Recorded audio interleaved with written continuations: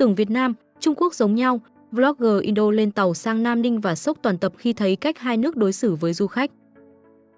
Xin chào cả nhà, chào mừng anh em đã quay lại với kênh của mình. Hôm nay, mình sẽ kể một câu chuyện siêu drama, đúng kiểu hài mà cay luôn. Đây là hành trình của một anh chàng vlogger Indonesia, người đã mắc sai lầm to đùng khi nghĩ rằng Việt Nam với Trung Quốc chắc cũng na ná nhau, kiểu như cùng là châu Á, chắc không khác gì nhiều đâu. Ồ, không đâu nha. Chỉ sau một chuyến tàu xuyên đêm từ ga Gia Lâm, Hà Nội sang Nam Ninh, Trung Quốc, anh chàng đã phải thốt lên, tôi chưa bao giờ thấy hai quốc gia gần nhau đến thế mà khác nhau đến thế này. Từ những tô bún tôm vỉa hè nóng hổi, những buổi múa rối nước đầy chất Việt Nam, đến những câu em trai ơi, ăn cay không? Của cô bán quán, anh chàng cứ ngỡ rằng qua biên giới Trung Quốc, mọi thứ cũng sẽ ấm áp, thân thiện như vậy. Nhưng đời không như mơ. Ở Việt Nam, nụ cười là thứ bạn nhận được miễn phí. Còn ở bên kia biên giới, ánh mắt nghi ngờ và cuộc kiểm tra hành lý gắt gao mới là món quà chào mừng đầu tiên.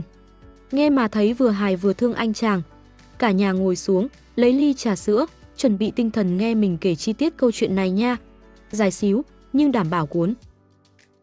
Anh chàng vlogger Indonesia này đã ở Hà Nội vài ngày và hôm nay là ngày cuối cùng để khám phá thủ đô trước khi lên tàu sang Trung Quốc.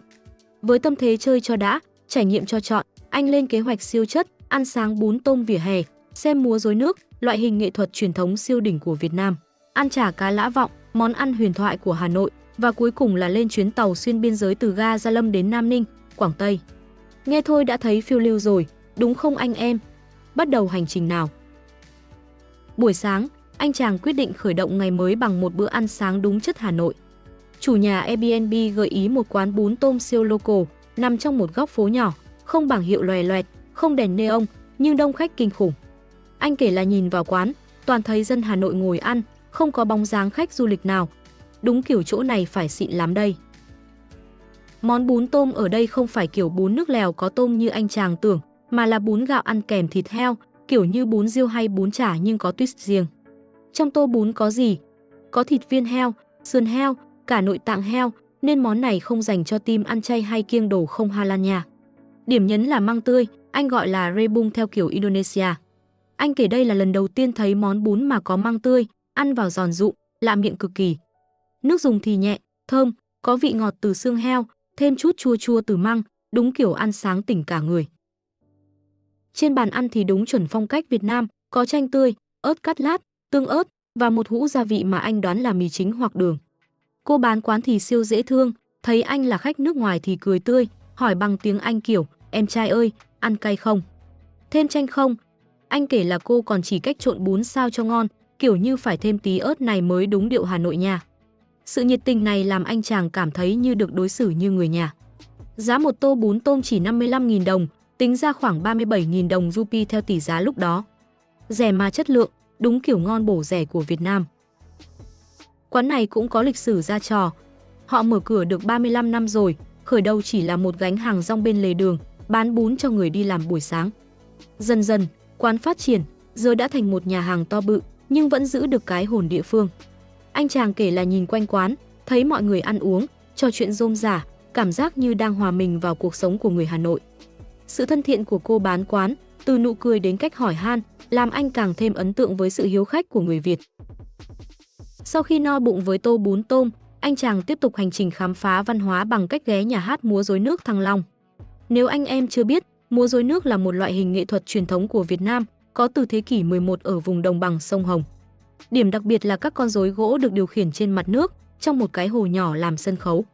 Các nghệ nhân thì đứng sau màn, ngâm mình trong nước tới ngang thắt lưng để điều khiển rối. Nghe thôi đã thấy công phu, đúng không?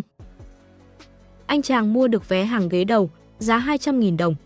Vé ở đây chia làm 3 loại, hàng sau rẻ nhất là 100.000 đồng, hàng giữa 150.000 đồng, còn hàng đầu thì đắt nhất nhưng xứng đáng. Nhà hát có lịch diễn mỗi ngày, từ thứ Hai đến Chủ nhật, một ngày vài suất, nên ai muốn xem thì nhớ book vé sớm, vì vé thường cháy nhanh lắm.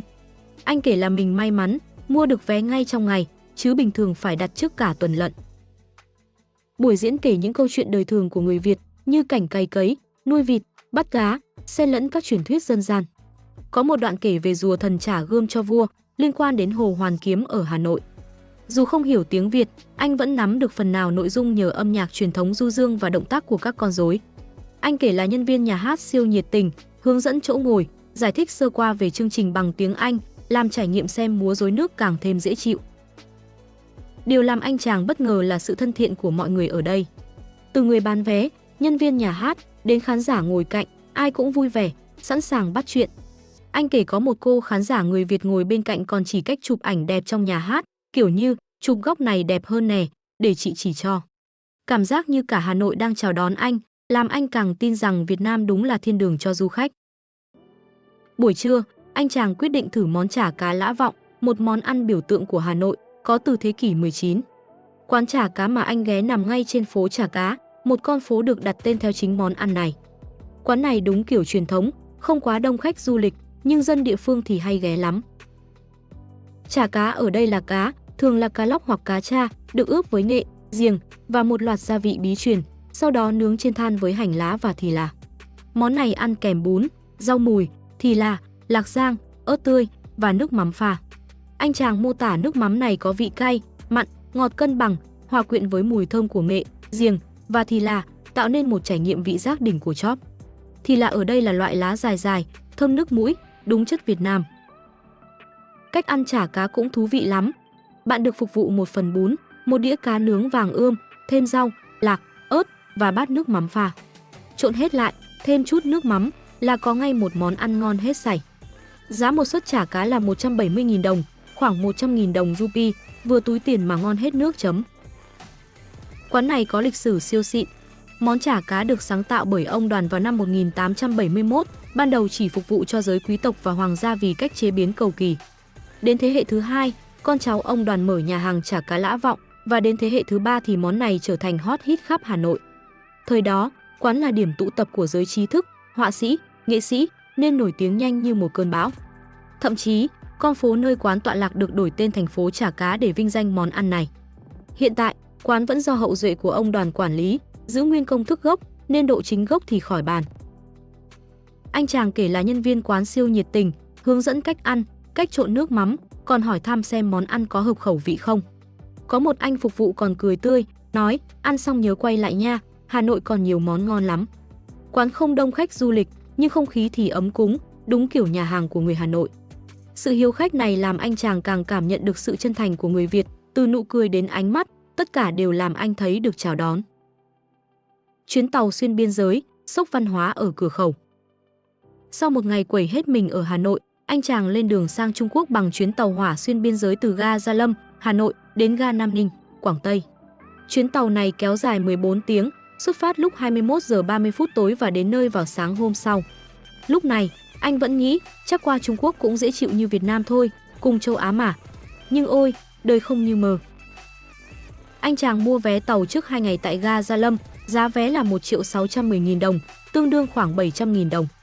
Tàu này không chỉ dừng ở Nam Ninh mà còn đi qua các thành phố khác như Quế Lâm, Hành Dương, Trường Sa, thậm chí tận Bắc Kinh, nhưng đi tới Bắc Kinh thì xa tít mù khơi, tận 2.000 km. Anh chỉ đi đến Nam Ninh thôi, vừa đủ để trải nghiệm. Tại ga Gia Lâm, nhân viên nhà ga kiểm tra vé và hộ chiếu kỹ lưỡng, nhưng thái độ thì siêu thân thiện. Anh kể là nhân viên còn cười, hỏi thăm vài câu bằng tiếng Anh, kiểu như đi Nam Ninh hả? Chúc vui vẻ nha. Không khí ở ga thoải mái, hành khách được hướng dẫn rõ ràng, nên anh cảm thấy mọi thứ dễ dàng và không có gì căng thẳng. Tàu do hai công ty đường sắt vận hành chung, China Railways và Vietnam Railways, nhưng toàn bộ nhân viên trên tàu hôm đó đều là người Trung Quốc. Tàu nhìn khá ổn, sạch sẽ, có khoang giường nằm, mỗi khoang 4 giường, chia thành giường trên và giường dưới. Anh được xếp giường dưới, tiện hơn chút. Trong khoang có bàn nhỏ để ăn uống, ổ cắm điện, nhưng chỉ có một ổ, nên ai nhanh tay thì được sạc trước, đèn đọc sách, móc treo quần áo và cả dép dùng một lần. Trên cao còn có chỗ để hành lý, tiện cho mấy bạn mang vali to. Tàu còn có khu vực rửa mặt với 3 bồn rửa, thùng rác và nhà vệ sinh. Có một chỗ lấy nước nóng, nhưng không có nước lạnh hay nước ấm, nên muốn uống nước thì phải mang theo bình giữ nhiệt.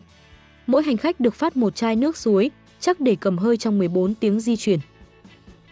Quy trình nhập cảnh, từ nụ cười Việt Nam đến ánh mắt nghi ngờ ở Trung Quốc. Chuyến tàu này không phải kiểu đi một mạch là tới đâu, mà phải dừng 2 lần để làm thủ tục nhập cảnh. Cả 2 lần đều phải mang hết hành lý xuống tàu, làm xong thì lên lại tàu. Và đây chính là lúc anh chàng nhận ra sự khác biệt một trời một vực giữa Việt Nam và Trung Quốc. Lần 1, xuất cảnh Việt Nam, ga Đồng Đăng, 0 giờ 40 phút sáng, khoảng nửa đêm, nhân viên tàu gọi mọi người dậy để xuống ga Đồng Đăng, thuộc địa phận Việt Nam, làm thủ tục xuất cảnh. Anh kể là nhân viên tàu nhẹ nhàng nhắc nhở, còn nhân viên nhập cảnh ở ga thì thân thiện, dù chỉ có một người làm việc nên cả đoàn phải xếp hàng dài chờ tới lượt. Hành khách phải xách hết vali, túi xách xuống kiểm tra, nhưng quy trình khá đơn giản. Nhân viên nhập cảnh còn cười, hỏi vài câu cơ bản như đi đâu vậy? Có cần giúp gì không? Xong xuôi, mọi người lên lại tàu, chờ một lúc thì tàu tiếp tục chạy. Anh chàng kể là lúc này vẫn thấy mọi thứ dễ chịu, đúng kiểu Việt Nam hiếu khách thật.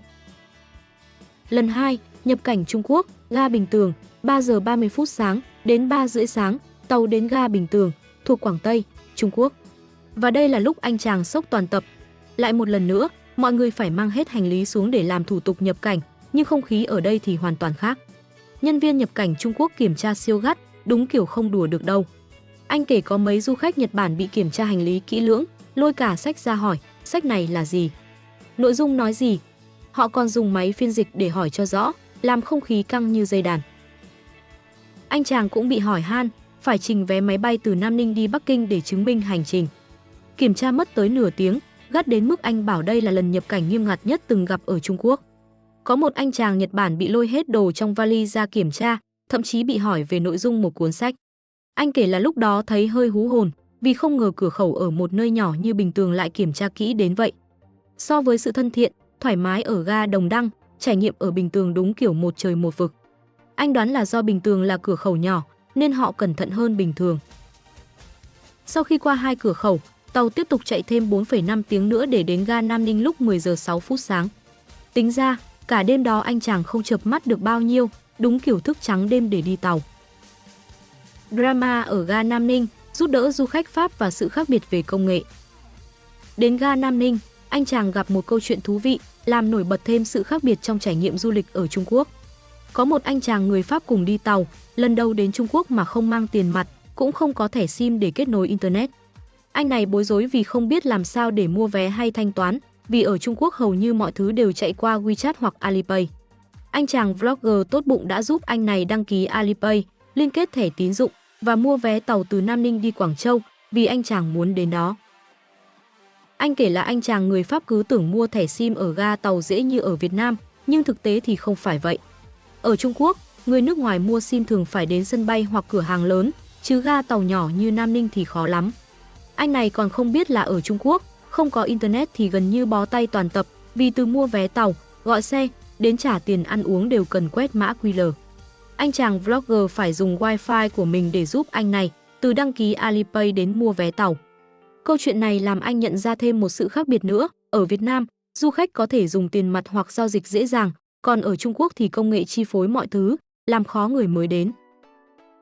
Sau khi đến Nam Ninh, anh chàng chuẩn bị bay về Bắc Kinh. Trên đường ra sân bay, anh tranh thủ ăn một chiếc bánh trung thu mua ở Hà Nội. Bánh này nhân đậu xanh, lòng đỏ trứng muối và dừa bào, có texture giống dodol, một loại bánh ngọt dẻo của Indonesia. Vị thì thơm mùi dừa và đậu xanh, ăn ngon lành, đúng kiểu cứu đói sau một ngày dài chưa ăn gì. Cuối video, anh chàng chốt lại hành trình từ Trung Quốc sang Việt Nam, khám phá Hà Nội, rồi quay lại Trung Quốc bằng tàu hỏa. Anh kể là chuyến đi này mở ra một cái nhìn hoàn toàn mới về sự khác biệt giữa hai nước. Ở Việt Nam, từ quán ăn, nhà hát, đến ga tàu, nụ cười và sự thân thiện là thứ bạn nhận được miễn phí. Còn ở Trung Quốc, từ cửa khẩu đến ga tàu, ánh mắt nghi ngờ và sự nghiêm ngặt là món quà chào mừng đầu tiên. Dù vậy, cả hai nơi đều có nét độc đáo riêng và hành trình này đúng kiểu đáng nhớ cả đời. Các bạn thân mến, vậy là mình đã kể lại toàn bộ hành trình của anh chàng vlogger Indonesia, từ tô bún tôm nóng hổi, buổi múa rối nước đầy chất Việt Nam đến chuyến tàu xuyên biên giới đầy drama. Đặc biệt là những khoảnh khắc sốc văn hóa khi anh nhận ra Việt Nam và Trung Quốc, dù gần nhau, nhưng cách đối xử với du khách thì khác nhau một trời một vực. Nghe mà muốn xách ba lô lên đi Hà Nội, rồi thử đi tàu sang Nam Ninh liền, đúng không anh em? Nếu thích câu chuyện này, nhớ thả tim, comment và share để mình có động lực kể thêm nhiều chuyện hay ho nữa nha. Cảm ơn cả nhà đã theo dõi, hẹn gặp lại ở video sau. Bye bye!